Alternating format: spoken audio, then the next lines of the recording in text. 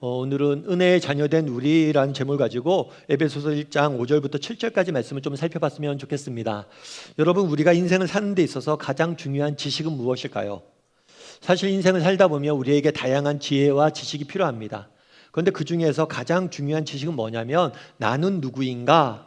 다르게 말하면 정체성에 대한 지식이 아닐까 싶어요. 왜냐하면 자신이 어떤 존재인지 내가 누구인지 분명히 알 때 우리의 인생은 정말 바른 방향과 속도를 가지고 나갈 수 있기 때문이에요. 그래서 우리 정체성에 대한 분명한 이해는 우리 인생의 방향과 질을 결정하게 되는 것 같습니다. 예를 들면 축구 경기를 생각해 볼 수가 있겠죠. 축구를 할 때 제일 중요한 건 뭐냐면 내가 맡은 역할을 아는 거예요. 내가 공격수인지 수비수인지 알아야 돼요. 내가 골키퍼인데 공격을 아주 열심히 한다고 생각해 보세요. 골키퍼인데 공격을 열심히 하고 아무리 열심히 뛰어도 나는 도움이 안 되겠죠. 왜냐하면 골키퍼의 역할은 뭐예요? 골대를 지키는 거예요. 그런데 그 역할을 알지 못하고 열심히 뛴다고 해서 결코 도움이 되지 않습니다. 오히려 방해가 되는 경우도 많죠.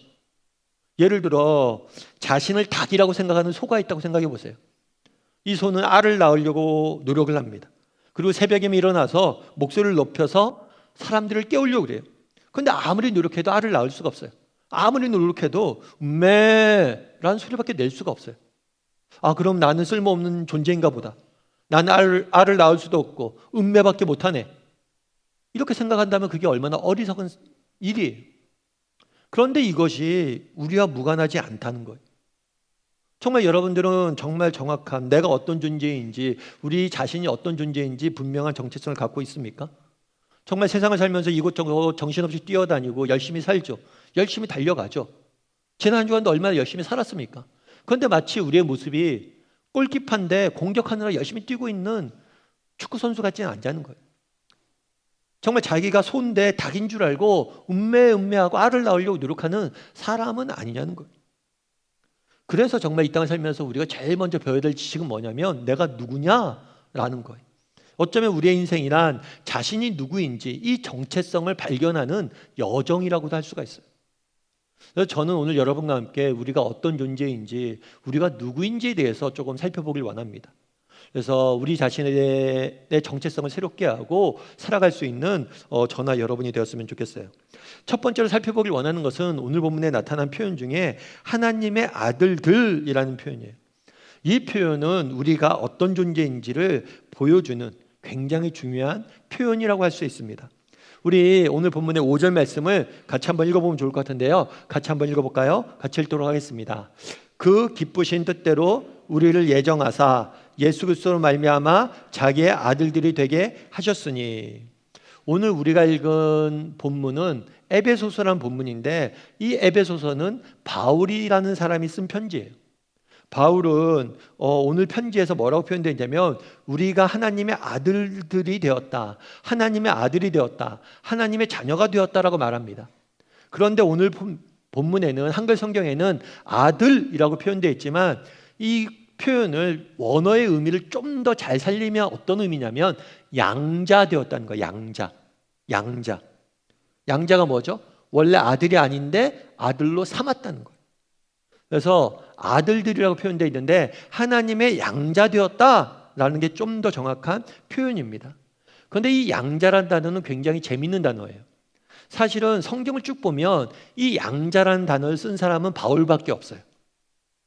왜냐하면 이스라엘 사람들 개념에서는 양자가 없었어요. 그래서 양자라는 표현을 전혀 쓰지 않았습니다. 그런데 바울은 로마 문화에 굉장히 익숙한 사람이에요.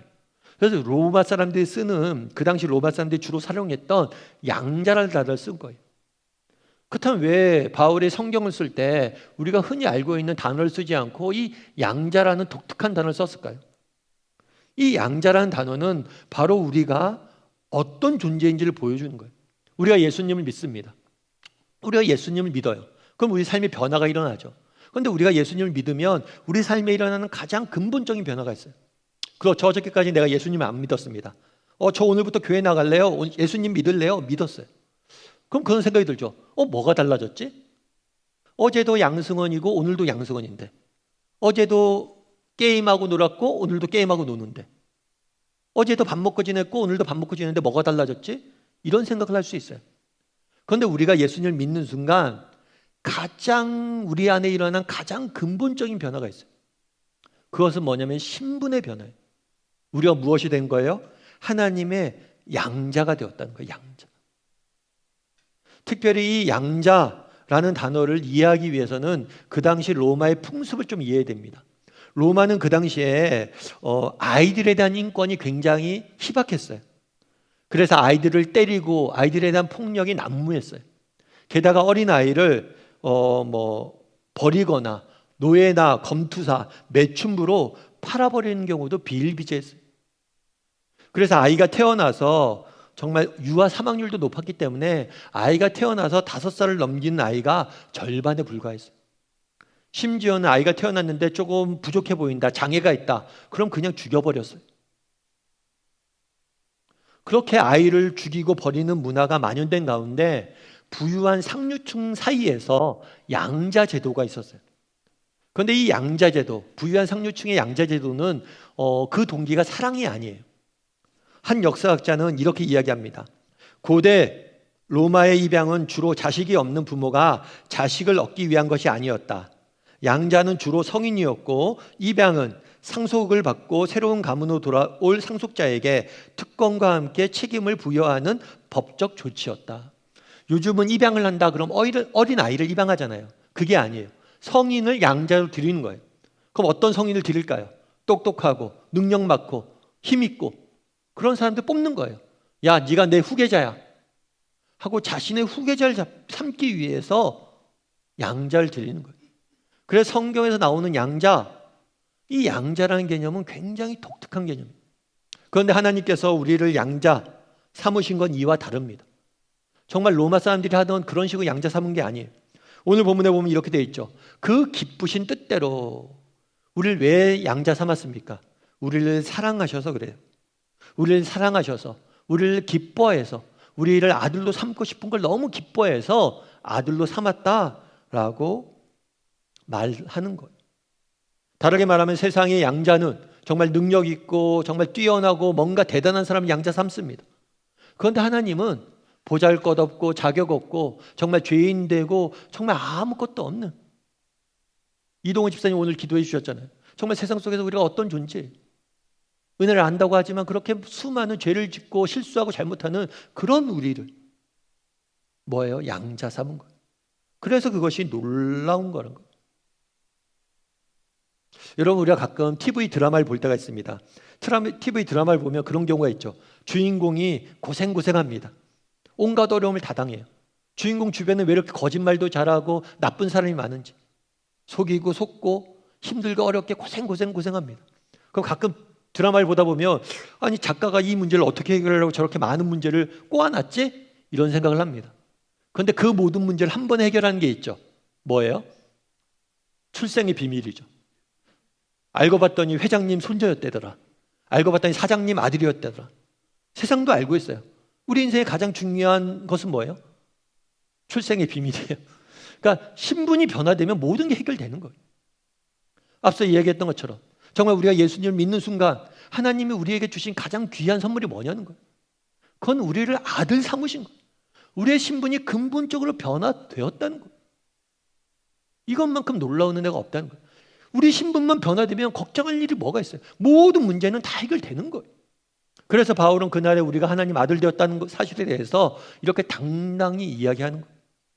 제가 최근에 어떤 이제 중국에 있는 아이를 입양하신 분의 글을 좀 읽었어요. 이분은 원래 미국 분이에요. 그런데 입양을 하려고 하나님께서 그 마음에 입양을 내라, 아이를 입양을 내라 해서 입양할 아이를 기다리고 있었대요. 그럼 입양 기관에 신청을 합니다. 입양하겠다고. 그러면 그쪽에서 입양 대상자가 되는 아이들을 프로필을 보내요. 이런 아이가 있는데 입양하시겠습니까? 그런데 이 프로필을 받았는데 별로 마음에 안 드는 거예요. 그래서 거절했대요. 그렇게 몇 번 거절했대요. 이상하게 하나님이 마음을 주시지 않는 거예요. 몇 번 거절을 했더니만 나중에는 입양 기관에서 블랙리스트에 올랐어요. 이 사람 굉장히 까다로운 사람이다. 그런데 나중에 입양 기관에 또 한 번 보냈어요. 보냈는데 중국에 있는 어떤 여자, 2살 난 여자아이의 프로필을 보냈어요. 특별히 이 여자아이는 심장병이 아주 심각한 심장병이 있어요. 그래서 건강 상태가 굉장히 좋지 않은, 오자마자 큰 심장 수술을 받아야 되는, 또 이 심장 수술 비용을 부모가 다 대야 돼요. 입양한 사람들. 어떤 점에서 이때까지 자기들이 입양하려고 리스트 되었던, 그 전에 추천받았던 사람들 중에서는 가장 안 좋은 조건의 아이였다고 그러더라고요. 객관적으로 봤을 땐. 그런데 그 아이를 보는데 하나님이 그 마음에 이 아이를 입양하라는 마음을 주셨대. 이 아이가 네 아이다라는 마음을 주셨대. 그래서 입양하기로 결정을 했다고 그러더라고요. 그런데 나중에 안 사실인데 자기들이 기도하다가 정말 하나님 입양을 해야겠습니다 라고 결심했던 날이 있는데 그 날에 바로 이 아이가 태어났대. 그러니까 정말 기막힌 날이죠. 그런데 이 아이를 입양하는 글에 이런 글이 쓰여져 있었어요. 뭐라고 되어 있냐면, 아이는 지금 무슨 일이 일어나고 있으며 우리가 누구인지 매우 혼란스러워했다. 아이는 이런 불안한 경험이 거대하고 놀라운 계획에 꼭 필요한 중요한 과정이라는 사실을 전혀 이해하지 못했다. 실제로는 우리가 자신을 절망적인 상황에서 구해내고 있다는 사실을 아이는 알 리가 없었다. 아이는 우리가 입양하지 않았더라면 자신을 기다리는 미래가 얼마나 암울한지 알지 못했다. 아이를 중국에 데리러 갔습니다. 그러니까 아이 입장에서 뭐예요? 낯선 사람이 자기를 데려가는 거죠. 게다가 장시간 비행기를 타고 가요. 굉장히 힘든 시간들을 가는 거죠. 아이들 입장에서 뭐예요? 매우 혼란스러웠다는 거예요. 불안한 경험이었다는 거예요. 하지만 이 불안하고 혼란스러운 상황이 그 아이의 인생을 완전히 바꾸는 사건이었던 거예요. 왜요? 그냥 입양되지 않고 그냥 그 자리에 뒀다면, 정말 2살 난 어린아이, 정말 심장병 수술을 받아야 되는데 돈도 없는 어린아이, 결국에 살 소망이 없거든요. 버려질 거거든요. 그런데 입양되었기 때문에 그는 전혀 새로운 삶을 살게 된다는 거예요. 우리도 마찬가지예요. 우리 믿음 갖는 것도 마찬가지잖아요. 사실 믿음 갖는 게 쉽지가 않습니다. 때론 매우 혼란스러운 과정이고 불안한 경험이에요. 정말 하나님에 대해서 잘 알지도 못하는데 그분에게 내 인생을 맡기기로 결단하는 거죠. 사실 믿는 게 쉽지 않잖아요. 우리가 하나님 어떻게 믿어요? 그분이 존재하는지, 어떤 분인지 모르고 우리의 인생을 맡기는 거예요. 입양 당하는 거랑 똑같은 거예요. 그런데 정말 그 입양이 되는 순간이 그 아이의, 중국 아이의 인생을 완전히 바꿨던 것처럼 우리도 마찬가지라고. 우리도 하나님의 자녀가 되는 순간 우리 인생이 완전히 달라진 거예요. 정말 하나님의 자녀가 되지 않았다면 얼마나 암울한 미래가 우리를 기다리고 있었는지, 반대로 말하면 하나님의 자녀가 되었다는 사실이 얼마나 큰 특권인지 우리는 몰라요. 마치 이 어린아이처럼. 참 제가 그 글에 공감이 많이 됐어요. 오늘 바울은 이야기합니다. 우리가 하나님의 자녀가 되었다. 여러분, 우리가 하나님의 자녀가 되었다는 것이 얼마나 놀라운 특권이고 축복인지 정말 우리가 한번 곰곰이 고민해 봤으면 좋겠어요. 그리고 우리 아버지가 하나님이 내 아버지 되시다, 이 사실을 가지고 자긍심을 느끼며 정말 하나님의 자녀답게 살아갈 줄 아는, 정말 두려워하고 슬퍼하고 낭망하지 않고 살아갈 줄 아는 저와 여러분이 되기를 주님의 이름으로 소원합니다. 두 번째로 살펴보길 원하는 것은 오늘 본문에 속량이라는 표현이에요. 속량. 이 속량이라는 단어는 하나님이 우리를 자녀 삼기 위해서 하나님이 치르신 대가가, 지불하신 대가가 무엇인지를 보여주는 표현이에요. 우리 7절 말씀을 같이 한번 읽어봤으면 좋겠는데요. 같이 읽도록 하겠습니다. 우리는 그리스도 예수 안에서 그의 은혜의 풍성함을 따라 그의 피로 말미암아 속량, 곧 죄사함을 받았느니라. 하나님은 우리를 당신의 자녀 삼기 원했습니다. 그런데 하나님이 우리를 자녀 삼기 위해서 먼저 해결해야 될 문제가 있었어요. 그건 무슨 문제냐면 죄의 문제였어요. 조금 다르게 말하면 정의의 문제라고 할 수 있어요. 존 스토트 목사님은 이렇게 이야기합니다. 인간에게 용서는 의무이지만 하나님에게 용서는 문제다. 이게 무슨 얘기냐면, 여러분, 우리는 용서해야 돼요. 용서는 우리에게 주어진 의무이고 책임이에요. 왜요? 우리는 하나님 앞에 용서받았잖아요. 우리가 이렇게 용서받은 사람이 다른 사람 용서하지 않으면 안 되죠. 그래서 용서는 인간에게 의무입니다. 그런데 하나님께는 문제예요. 왜 문제예요? 우리를 용서하고 싶어요. 그런데 인간의 죄를 그냥 용서해 줄 수가 없는 거예요. 왜요? 그냥 용서해 주면 정의의 문제에 어긋나기 때문이에요. 예전에 한번 그런 일이 있었어요. 강남에 있는 모 고등학교에서 입시 비리가 발생했습니다. 아버님이 학교 선생님이었어요. 그런데 자녀들이 자기네 학교에 다녀요. 그래서 이 아버지가 뭘 했냐면 시험 문제를 빼내서 아이들에게 알려줬어요. 그래서 이것이 한번 그러니까 신문에 들통이 나면서 크게 보도된 적이 있었거든요. 사실 그렇죠. 아버지 입장에서 자녀가 잘 되길 바라잖아요. 그래서 아이들에게 먼저 시험 문제 알려주고 싶은 마음이 들 수도 있죠. 아버지 입장에서는. 이해가 됩니다. 하지만 내가 아버지라고 함부로 시험 문제 알려주면 돼야 안 돼요? 안 되죠. 그건 정의에 어긋나잖아요. 내가 판사예요. 그런데 죄인이 내 동생이에요. 죄가 지었어요, 분명히. 근데 내 동생이기 때문에 무죄를 선언하면 됩니까? 안 되잖아요. 마찬가지. 하나님도 우리의 죄를 용서하고 싶습니다. 그런데 용서하려니까 죄의 문제가 걸리는 거예요. 그냥 용서해 줄 수가 없는 거예요. 그래서 용서가 문제가 되는 거예요. 인간의 입장에서도 마찬가지예요. C.S. 루이스는 이렇게 말합니다. 하나님은 우리에게 가장 필요한 존재이면서도 동시에 우리가 제일 먼저 하고 싶은, 제일 멀리 하고 싶은 존재가 되었다. 이게 무슨 말일까요? 여러분, 정말 하나님이 우리에게 필요하잖아요. 정말 이 세상을 보십시오. 이 세상이 얼마나 불공정합니까? 불공평합니까? 악과 고통이 얼마나 가득 찹니까? 그럼 이 세상을 이렇게 그냥 둬야 돼요? 아니에요. 선하고 정의로우신 하나님께서 이 세상 모든 것을 바로 잡으셔야죠. 아니, 하나님은 선하고 정의로워야 돼요. 그렇지 않으면 우리가 하나님을 믿을 필요가 없어요. 하나님이 정말 자기 마음대로 하고 선하지 않고 정의롭지 않고 공정하지 않고 제멋대로 하면 어떻게 하나님을 믿어요? 하나님은 선하고 정의로워야 돼요. 그런 하나님이 우리에겐 필요해요. 그런데 문제는 뭔지 아세요? 하나님이 선하고 정의롭기 때문에 우리는 하나님 앞에 가까이 나갈 수 없어요. 왜요?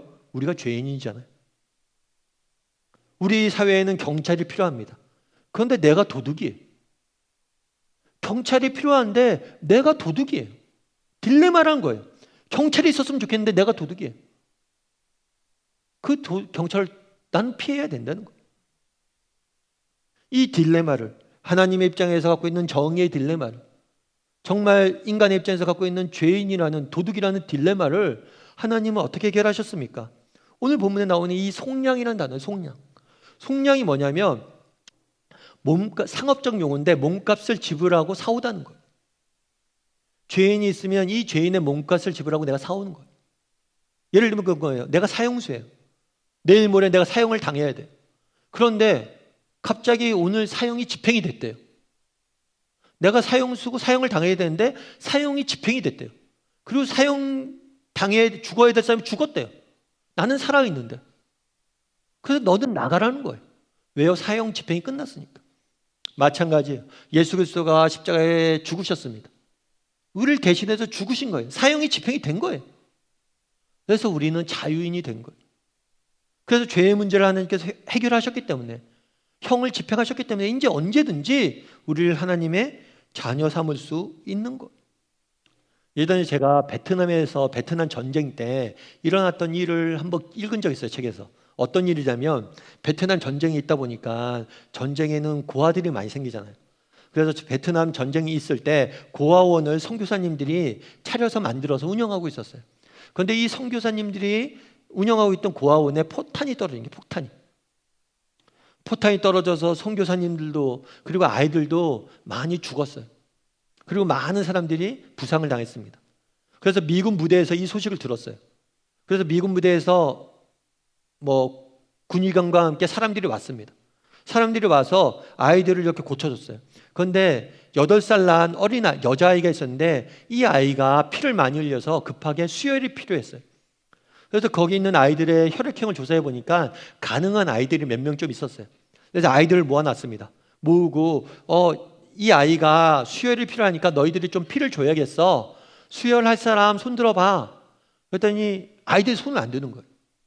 손을 안 들고 있는데 한참 지나서 어떤 남자아이가 쭈삣쭈삣 손을 드는 거예요. 제가 할게요.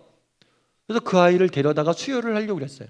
근데 수혈을 하려는 순간 이 남자아이가 엉엉 우는 거예요. 막 닭독 같은 눈물을 계속 흘리는 거예요. 그래서 얘가 왜 우나? 야, 아니야. 수혈하는 거 그렇게 안 아파. 주사 이렇게 맞니 아프지 않아. 괜찮아. 이렇게 얘기했어요. 그런데 계속 우는 거예요. 나중에 베트남어를 잘하는 간호사가 온 거예요. 간호사한테 얘기한 거죠. 제가 우는데 왜 우는지 모르겠다고. 그때 간호사가 물어보니까 그렇게 이야기를 한 거예요. 이 미군들이 베트남어를 모르잖아요. 그러니까 대충 설명을 했는데 이 남자 아이들은 어떻게 이해를 했냐면 저 여자아이가 다쳤는데 내가 수혈을 해주면 내가 죽는다라고 생각을 했대. 아, 피를 뽑아주면 내가 죽는다. 그렇기 때문에 운 거예요. 자기가 죽을까 봐. 그래서 물었대요, 간호사가. 야, 너 그러면 왜 죽을 줄 알고 저 여자애를 위해서 피를 수혈한다고 그랬어? 쟤가 내 친구니까. 내 친구니까 걔를 위해서 죽겠다는 거예요. 여러분이라면 어때요? 친구를 위해서 대신 죽을 수 있어요? 쟤를 위해서 제가 살기 위해서는 내가 죽어야 돼요. 그럼 여러분 죽을 수 있어요? 쉽지 않잖아요. 여러분 모르는 사람을 위해서 여러분 대신 죽을 수 있어요? 원수를 위해서 대신 죽을 수 있어요? 여러분 베트남 아이였다고 생각해 보세요, 여러분. 우리는 예수 그리스도께서 우리를 대신해 십자가에 못 박혀 죽으셨다라는 이야기를 듣습니다. 너무 자주 들었어요. 그래서 그게 무슨 말인지 몰라요.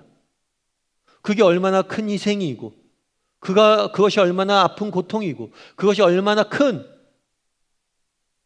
정말 눈물이고 슬픔인지 몰라요. 예수님이 우리를 대신해서 죽으셨다는 거예요. 그래 하나님께서 우리를 자녀 삼기 위해서 치르신 대가는 무엇이에요? 돈 몇 푼이 아니에요. 정말 자기에게 하나밖에 없는 아들을 대신 죽인 거예요. 왜요? 그만큼 우리를 사랑하시기 때문이에요. 이것이 얼마나 놀라운 은혜인지 알아야 돼요. 그런데 문제는 뭐냐면 우리가 이 사랑으로부터 너무 멀어졌다는 거예요. 더 이상 이런 얘기를 들어도 가슴에 감동이 없습니다. 바라기는 우리 다음의 식구들이 정말 묵상해 봤으면 좋겠어요. 예수님께서 우리를 위해서 죽으셨다. 이게 어떤 의미인지, 이것이 얼마나 큰 희생이고 얼마나 놀라운 사랑인지 정말 묵상하고 그 사랑을 깨달을 줄 아는 저나 여러분이 되기를 주님의 이름으로 소원합니다. 마지막으로 살펴보길 원하는 것은 뭐냐면 영광을 찬송하다라는 표현이에요. 이 표현은 뭐냐면 하나님이 우리를 자녀 삼으셨잖아요. 자녀 삼으신 목적을 보여주는 단어예요. 하나님은 우리를 자녀 삼길 원했습니다. 자녀 삼기를 위해서 아들을 주시는 희생까지 치렀어요. 그런 다음에 우리를 자녀 삼으신 목적이 뭐냐? 영광을 찬송하는 거예요. 우리 6절 말씀을 같이 한번 읽어볼까요? 같이 읽도록 하겠습니다. 이는 그가 사랑하는 자 안에서 우리에게 거저 주신 바 그의 은혜의 영광을 찬송하게 하려 하는 것이라. 하나님이 우리를 자녀 삼으신 이유가 은혜의 영광을 찬송하게 하기 위해서 그랬다라고 되어 있어요. 먼저 은혜라는 단어를 좀 살펴봐야 돼요. 은혜는 뭐예요? 바로 앞에 뭐라고 되어 있냐면 거저 주신 바. 은혜는 뭐냐면 거저 주었다라는 거예요. 공짜로 주었다는 거예요. 아까 자녀 삼는 이야기를 좀 나눴죠. 양자 삼을 때. 세상 사람들은 어떤 자격이 있거나 능력이 있거나 이런 사람을 양자 삼습니다. 아니면 어떤 지참금을 갖고 오는 무엇인가 대가를 지불하는 자격이 있는 사람들에게 양자라는 자격이라는 자녀라는 특권을 줬어요. 그런데 우리 하나님은 그러지 않았어요. 우리에게 어떤 자격이 없어도 어떤 지참금이나 돈을 뇌물을 주지 않아도 우리를 양자 삼았어요. 그냥 공짜로 우리를 은혜로 양자 삼은 거예요. 그래서 이 양자 삼은 게 굉장히 놀라운 거예요. 그 당시 사람들은 깜짝 놀랐을 거예요. 아니 아무것도 내지 않아도 우리처럼 아무런 자격이 없어도 아무런 배경이 없어도 우리를 자녀 삼는다고? 그래서 놀라운 거예요. 그래서 은혜로 자녀 삼아주셨고 이것은 우리의 선물입니다. 그런 다음에 이 은혜를 뭐 한다고요? 영광, 은혜의 영광을 찬송한다는 거예요. 그럼 영광을 찬송한다는 게 뭘까요? 많은 사람들이 그런 이야기를 합니다. 우리가 성경을 읽다 보면 우리를 지으신 이유가 하나님의 영광을 찬송하기 위해서 지었다. 또 우리를 구원하신 이유가 하나님의 영광을 찬송하기 위해서 지었다. 이런 얘기를 하다 보니까 가끔 그런 얘기를 하죠. 목사님, 혹시 하나님이 나르시즘에 빠진 거 아니에요? 막 사람들이 자기한테 와 하나님 감사합니다 감사합니다 하나님 할렐루야 할렐루야 할렐루야 뭐 이런 거 듣는 걸, 사람들의 이러한 칭찬을 듣는 걸 너무 좋아하시는 거 아니에요?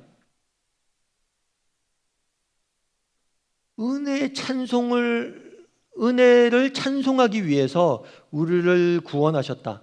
영광을 찬송하기 위해서 구원하셨다. 그것은 이런 의미가 아닙니다.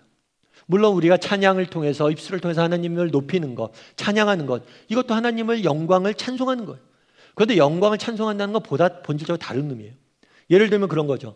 여러분들이 어떤 요리사라고 가정을 해봅시다. 요리사예요. 요리를 준비합니다. 요리를 준비해서 쫙 요리를 대접했어요.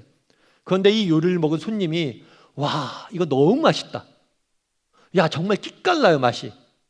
이렇게 이야기했다고 생각해 보십시오. 그러면 이게 요리사에게 영광이 될까요, 안 될까요? 제가 지금 어려운 걸 묻는 걸까요, 쉬운 걸 묻는 걸까요? 이게 영광이 되는 거예요, 영광이. 영광이 된다는 건 뭐냐면 그가 행한 일에 대해서 감사하고 기뻐하고 누리는 것. 요리사가 요리를 해줬어요. 그걸 맛있게 먹는 게 영광이 되는 거예요. 아버지가 아들을 위해서, 자녀를 위해서 밥을 했습니다. 아빠가 요리를 하면 요리가 맛있을까요, 맛없을까요? 맛있어요. 왜냐하면 아빠들은 재료를 안 아껴요. 그냥 다 쏟아붓는 거예요. 그럼 음식이 맛있을 수밖에 없어요. 맛있게 애들이 먹어요. 그러면 아빠가 기뻐요, 안 기뻐요? 기뻐요. 그게 영광의 찬송이 되는 거예요. 영광을 찬송하는 건 뭐예요? 하나님이 베푸신 것들을 기쁨으로 받고 누리는 것. 정말 우리에게 주신 구원을 누리고 즐기는 것.